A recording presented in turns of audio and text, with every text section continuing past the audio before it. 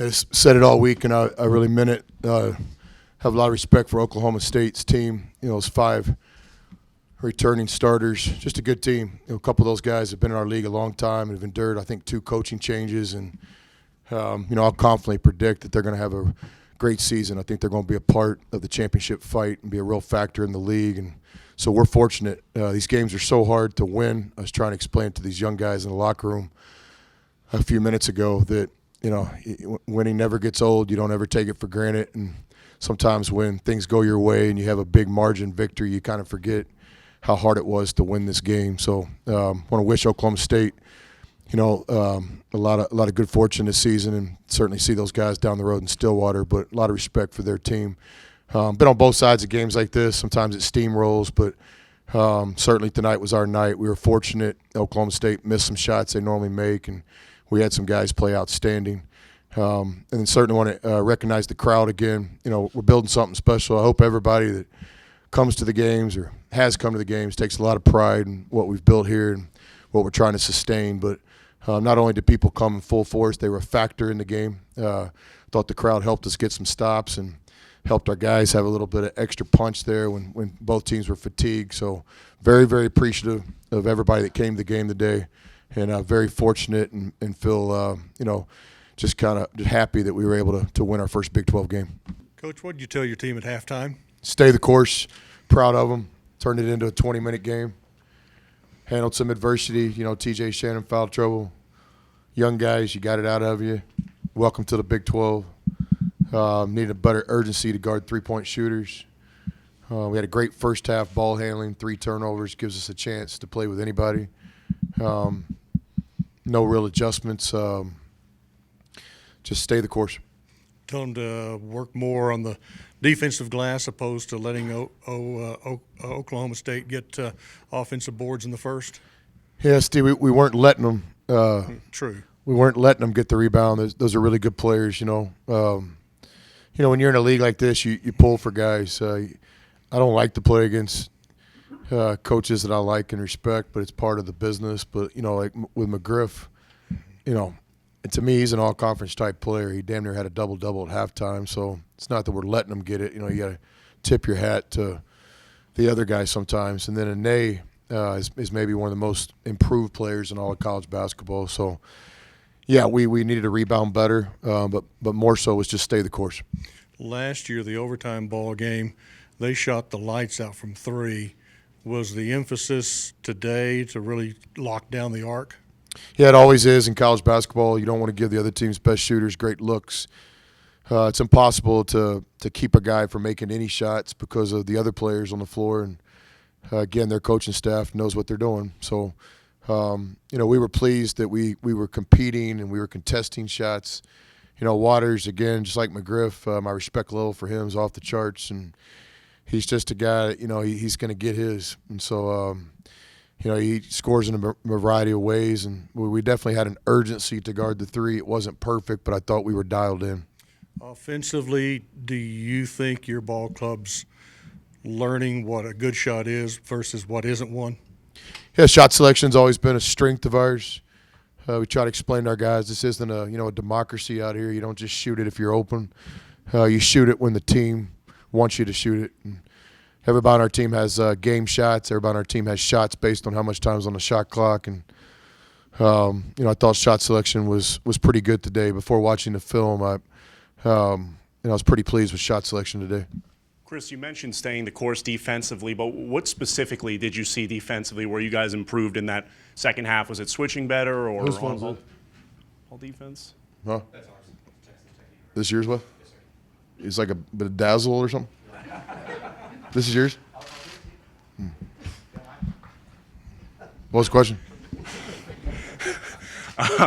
You mentioned staying the course defensively, but in that second half, what specifically did you notice that you guys improved on throughout the game? Was it switching on defense, on-ball defense? What on that side of the ball really impressed you? Yeah, look, it's a 40-minute game. There's no way we're that much better than Oklahoma State. We might not even be better than them at all. It's the better team doesn't always win. It's the team that wins that 40 minutes. So today was one of those games. We've been on both sides. It kind of steamrolled. Everything went right for us, and they had a lot of adversity. But I think the thing with us, we were on edge. We had so much respect for them. We played our best today. Do we make mistakes? Of course. But we were dialed in. And, I thought our conditioning was good today. Big 12 game, a lot of emotion, early game. But with my naked eye, it looked like our guys were dialed in. So, always give John Riley a lot of credit for what he does on the strength conditioning side. And, those 5 captains, we kind of call it a captain circle with the 3 returners and the 2 grad transfer seniors. Those guys had the team ready to play today. And to me, defensively, we were working. We didn't have many possessions where it was just a bust coverage. And with Terrence Shannon getting into foul trouble early, but then in that second half he came out very aggressive and got a bulk of his points there. Did you have to say anything to him to, get him to keep attacking despite being in foul trouble, or was he just good on his own? Yeah, I'm constantly talking to TJ during the games as all the players, and he got some adversity early, great learning lessons for him. But then in the second half, I thought he had a real composure to him. Stepping up there and knocking some big free throws, and that's hard to do. It's like live where your feet are, or something we've been saying this year. I don't know where I got that, but it's true. Okay, first half is over. Can we win the game now? Missed our last 6 shots. Can we make this shot? You got to be able to live in the moment. And I thought, for a young guy, TJ did great on that tonight. He was dialed in and really helped us. When Holyfield and Ramsey were in here, you were pointing out some stats to Ramsey on the sheet and smiling. What stood out on there when you looked at it or took a glance? Yeah, some of that stuff's game plan, so I really don't want to tell you. But one thing we're always talking with Ramsey about is just trying to fill up the stat sheet. I don't think Ramsey's a scorer. I don't think Ramsey's a guard. I don't think Ramsey's a defense. I think Ramsey's a player, and players fill up the stat sheet. And there's many a day where Keenan Evans was our leading rebounder, and there was many a day where Jarrett Culver was our leading assist guy. And so that's kind of the next step for Ramsey in my mind. And me and him are pretty connected. I think he shares the same vision for himself. This is a guy that can impact the game. Let's make Ramsey doesn't score a basket. Ramsey's still good enough to help you win. So we're always looking at the stat sheet with all of our players about how you can fill it up to help us win. Chris, we always talk about Mauro and his shooting and stuff, but he had some terrific assists today. Talk about his game in that regard. Yeah, it's sometimes you kind of take that for granted. And Mauro's a big-time player. What he had today, he got the double figures, had no turnovers, 5 assists, some big-time composed possessions. He was great in the huddles. You guys know how I feel about Mauro. So, 1 for 1. You got 17 more of these and chance to play Kentucky. So it's just getting started.